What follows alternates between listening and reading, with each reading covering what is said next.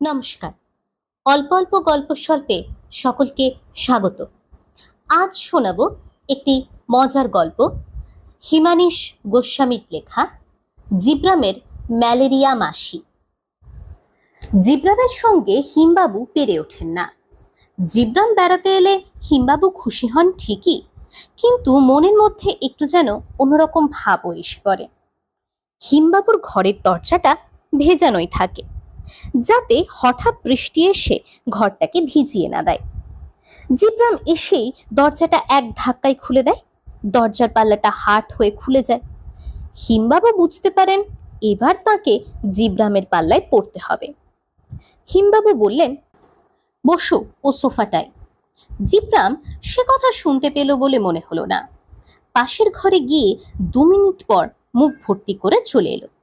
তারপর টেবিলে রাখা জাগ থেকে ঢক ঢক করে অনেকটা জল খেয়ে বলল, কেমন আছো হিমবাবু? এই আছি একরকম, বলেন হিমবাবু। তোমার খবর কি? চমৎকার, জিব্রাম বলে, অসম্ভব ভালো আছি। অনেকদিন তুমি আসোনি, কোথাও গিয়েছিলে? হ্যাঁ, জিব্রাম বেশ গম্ভীরভাবে বলে। একটু হাসতেও থাকে জিব্রাম। বিহার শরীফে গিয়েছিলে মনে হচ্ছে। হিমবাবু বলে, তোমার মেজাজটা বেশ শরীফ আছে দেখছি। বিহার শরীফে যায়নি, সেটি যে কোথায় তাও জানি না। তবে কি পাটনায়? হিমবাবু প্রশ্ন করেন। পাটনা? না না, পাট না নয়। আমি যেখানে গিয়েছিলাম সেখানে খুব পাট হয়, পাটেরই জায়গা সেটা। লোকেরা ভারী ঘোরালো, বাইরের লোকদের অপছন্দ হলেই মেরে পাট পাট করে দেয়। হিমবাবু আঁতকে ওঠেন, বলেন, সে কি, অমন জায়গাটা কোথায়? অবশ্য বিহার তো ছোট জায়গা নয়, বেশ বৃহৎ জমি আছে সেই রাজ্যে। তারই কোথাও কোথাও বদলোক কিছু নিশ্চয়ই আছে। বলো না জায়গাটার নাম। সে কি ভাগলপুর? জিব্রাম রহস্যময় হাসি হাসে, বলে, হলো না। আবার আন্দাজ করো হিমবাবু। আন্দাজ করতে পারলে তোমাকে একদিন নেতাজি বিমানবন্দর দেখিয়ে আনবো। হিমবাবু আর আন্দাজ করে না। আন্দাজের গোলা সবই ব্যর্থ হবে তার মনে হয়। তিনি বলেন, আমার আর বিমানবন্দর দেখা হলো না। তুমি কোথায় গিয়েছিলে বললেই তো সব চুকে যায়। জিব্রাম চুকচুক আওয়াজ করে বলল, একটু আন্দাজ করার মতো মশলা দিই। আমি ট্রেনের কোচে করে গিয়েছিলাম নিউ জলপাইগুড়ি স্টেশনে। হিমবাবু এবারে যেন বুঝতে পারেন, হা হা করে হেসে বলেন, বুঝেছি, তুমি গিয়েছিলে কুচবিহারে। জিব্রাম একটু বিমর্ষ হয়, বলে, সে তো একদিনের জন্য। সেখানে আমাদের সঙ্গে একই কোচিং ক্লাসে পড়ে তৃতীয় নয়ন ঘোষ, তাদের বাড়িতে, একেবারে বর্ডারের কাছে। বাড়ি থেকে 3-4টে ঢিলের দূরত্বে একটা দেশ। ওখান থেকে চোরেরা এদিকে আসে গরু চুরি করতে, আর ধরা পড়লে তাদের পাট পাট করে দেওয়া হয়। আবার এদিক থেকে ওদিকে পাট চুরি করতে গেলে ওরা এদিককার লোকদের মেরে পাট করে দেয়। ওই গোলমালের কথা শুনেই আমি ভয়ে ভয়ে সরে পড়লাম। কাছে কিছু টাকা ছিল, ভাবলাম একবার দার্জিলিং বিহারে যাই। ওটা আমার বেশ প্রিয় জায়গা। তৃতীয় নয়ন খুব দুঃখিত হলো, কিন্তু কি করব, কুচবিহার ভালো করে বিহার করাই হলো না। তবে কুচবিহারের কুচকুচে কালো জাম কিন্তু খুব ভালো, বড় বড় জাম, একটা খেলেই মুখ জ্যাম হয়ে যায়। ওখানকার শিমও বেশ ভালো, বড় বড় শিম। কিন্তু মাচা থেকে শিম পাড়তে গেলে সীমান্তের ওপার থেকে মাঝে মাঝে ইট পাটকেল এসে গায়ে মাথায় লাগতে পারে। সেজন্য আমি চলে গেলাম দার্জিলিংয়ে। সেখানে 2 দিন হোটেলে থেকে প্রায় না খেয়ে কাটাতে হলো। কেন কেন? হিমবাবু প্রশ্ন করল। হোটেলওয়ালা খাবার কম দিত বুঝি? জিব্রাম বলল, সকালে খালে 1 কাপ চা, সঙ্গে একটা কমলা লেবু। শুনে হিমবাবু বলেন, এটা খুবই কম, চায়ের সঙ্গে মাত্র একটা কমলা লেবু। তারপর? জিব্রাম বলল, তারপর সকাল 9টা থেকে 10টার মধ্যে 2টো ডিমের অমলেট আর মাখন দেওয়া 4টে গরম গরম টোস্ট, সঙ্গে 1 পট গরম চা।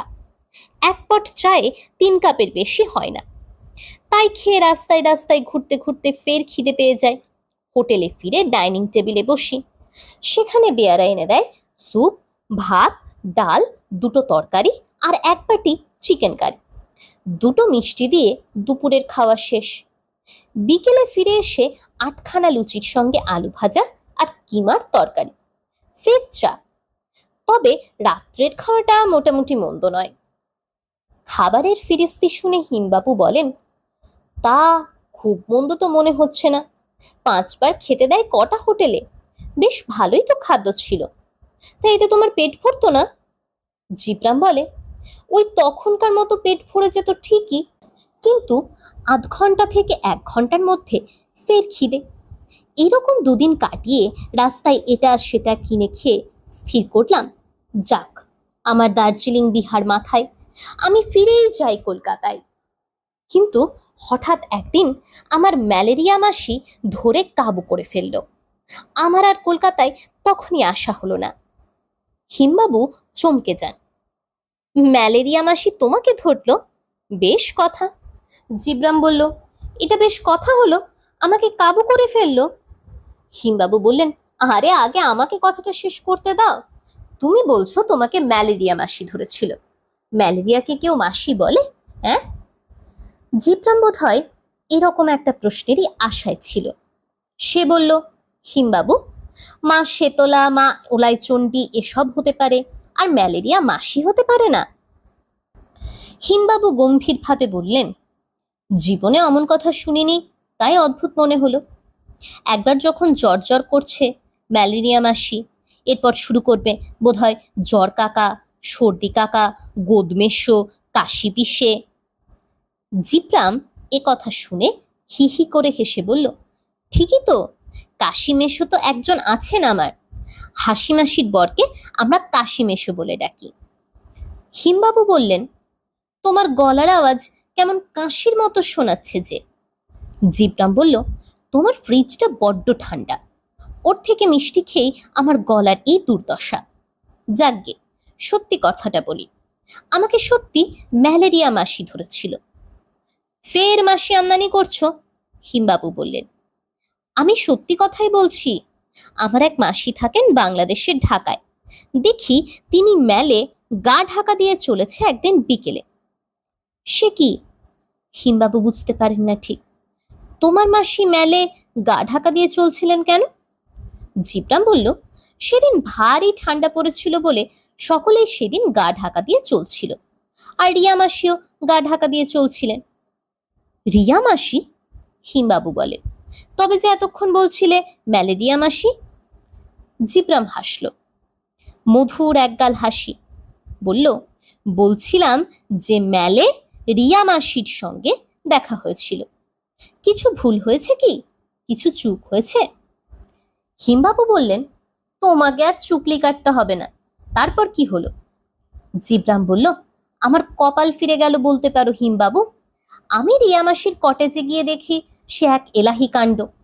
3খানা ঘর, আর ওরা মাত্র 3জন লোক। আমাকে তো সেই দিন বিকেলে হোটেল থেকে কটেজে এনে তুললেন। দেখি আমার মাস্তুতো ভাই শিবলিও এসেছে। সে কবে একবার দেখেছিলাম, যখন ও এইটুকু ছিল। জিবরাম যা দেখালো তাতে মনে হলো শিবলির উচ্চতা ছিল 6-7 ইঞ্চি। তারপর? হিমবাবু প্রশ্ন করে। তারপর আর কি? 10 দিন ধরে কেবল বৃষ্টি আর বৃষ্টি। বাড়ির বাইরে আধ ঘন্টার বেশি বেরোনো অসম্ভব।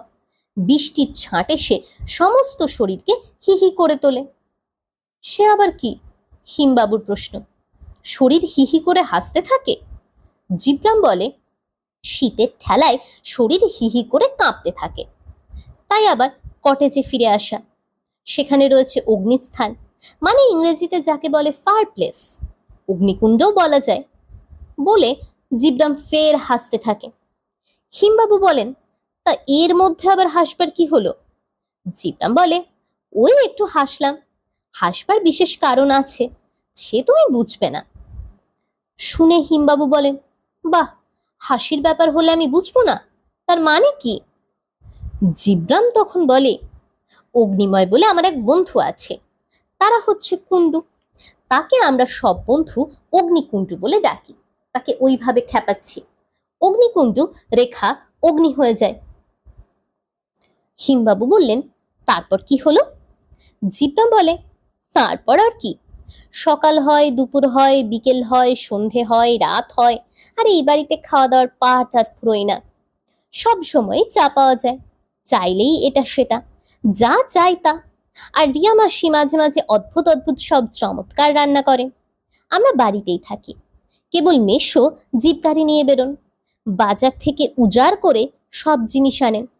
খেয়ে দে কেবলই মোটা হতে থাকে। 10 দিনে 6 কেজি ওজন বেড়ে যায় আমার। কিন্তু কিছুতেই আর কলকাতায় ফিরতে ইচ্ছে করে না। মাঝে মাঝে অবশ্য মনে পড়ে পর্বত প্রমাণ পড়াশুনো পড়ে আছে, সে পর্বের কথা প্রায়ই ভুলে যায়। মনে পড়লেই মন খারাপ হয়ে যায়। কিন্তু রিয়া মাসি বলেন, লেখাপড়া তো সারা জীবন ধরেই করেছিস, আর ভবিষ্যতেও বহু বছর করতে হবে, কিন্তু দার্জিলিংয়ে এলি আর কাঞ্চনজঙ্ঘার নাকটা দেখবি না? ওটা দেখে তবে না অন্য কোথাও যাওয়ার কথা। জিব্রান একটু থেমে বলল, আকাশে আকাশে মেঘ, আর মেঘের ডাক শুনলেই ভয় করতে থাকে আবার। হিমবাবু বলেন, মেঘের ডাক শুনলে একটু ভয় আমারও হয়। ও কিছু না, মেঘেরা খুব রাগ করলে ওই রকম গুরু গুরু আওয়াজ করে। শুনে জিব্রান বলে, ভয় তো তাতেই হতো আমার। গুরু গুরু শুনে স্কুলের গুরু মাস্টারের কথা মনে পড়তো যে। যাই হোক, একদিন মেঘ যেমন এসেছিল তেমনই হৈ হৈ করে কোথায় সরে পড়ল। দূরের পর্বত পর্যন্ত দেখতে পাওয়া গেল। ঢাকার রিয়া মাসি চেঁচিয়ে বললেন, ওরে তোরা সব দেখবি আয়, কাঞ্চন বাবুকে স্পষ্ট দেখা যাচ্ছে, বরফ দিয়ে নাকটা তৈরি, কি সুন্দর কি সুন্দর। এই বলে কাঞ্চনজঙ্ঘার উদ্দেশ্যে 5 বার প্রণাম ঠুকে দিলেন। ওর দেখা দেখি আমরাও প্রণাম করলাম। অত বড় পর্বত দেখে কেন জানি না মেশো বললেন, একটু লেবুর শরবত দিতে পারো রিয়া? ঠিক এই সময় জিব্রান বলল, কথা নেই বার্তা নেই, হঠাৎ বিশাল পর্বত থেকে যেন মনে হলো একটা চমৎকার সাদা পারাবত এসে কটেজটির জানলায় বসল। সাদা ধবধবে পারাবত, থার্মোমিটারের পারা তখন উঠছে। পিস্তুত ভাই বলল, কি চমৎকার পায়রা মা, গুলতিটা থাকলে ভালো হতো। হিমবাবু বললেন, আজকের মতো এখানেই থাক জিব্রান, এখন আমি চান করতে যাব, তুমি ততক্ষণ একটু বসো, দুপুরের খাওয়াটা এখানেই না হয়। জিব্রান বলল, থ্যাংক ইউ হিমবাবু। এতক্ষণ আপনারা শুনছিলেন হিমানীশ গোস্বামীর লেখা জিব্রামের ম্যালেরিয়া মাসি। যদি গল্প ভালো লেগে থাকে তাহলে একটা লাইক, কমেন্ট অথবা সাবস্ক্রাইব করে দেবেন। আরো বেশি করে গল্প শুনুন, বই পড়ুন, বইয়ের সাথে থাকুন, বাচ্চাদেরকে বই পড়তে উৎসাহিত করুন। ছোট বন্ধু যারা আমার আছো তারা বেশি বেশি করে বই পড়ো, গল্প পড়ো। যদি কোনো বিশেষ গল্প শুনতে চাও তাহলে আমাকে কমেন্ট করে জানাতে পারো। খুব তাড়াতাড়ি তোমাদের সকলের সঙ্গে এবং আপনাদের সকলের সঙ্গেও আড্ডা দিতে চলে আসবো নতুন একটা গল্প নিয়ে। ততদিন পর্যন্ত সকলে ভালো থাকবেন, অন্যদেরকে ভালো রাখবেন। ধন্যবাদ, নমস্কার।